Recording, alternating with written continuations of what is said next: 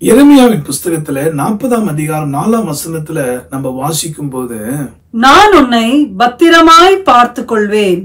ஆண்டவராகிய இயேசு கிறிஸ்து சேனைகளின் கர்த்தர் தமது ஆவியானவருடைய உதவியோடு ஒவ்வொரு மனிதர்களையும் பார்த்து சொல்ல, உங்களை பத்திரமாய் பார்த்துக் கொள்வேன். இனி வரப்போகிற நாட்கள்ல உங்க தேசத்துல, உங்களுடைய தனிப்பட்ட வாழ்க்கையில, உங்க ஊழியத்துல, உங்க வியாபாரத்துல கர்த்தருடைய ப்ரொடெக்ஷனை பார்க்க போறீங்க. அதனால பத்திரமாய் பார்த்துக் கொள்வேன். உன்னுடைய கண்ணீரை பார்த்தப்பா உன் தேசத்துக்கு நான் இறங்கினேன், உன் கண்ணீரை பார்த்தேன், உன்னுடைய பிள்ளைகளுக்கு இறங்கினேன் என்று கர்த்தர் வாக்கு கொடுக்க. அதனால அவர் கைவிடவே மாட்டார், நிச்சயம் உங்களை வழி நடத்துவாரு.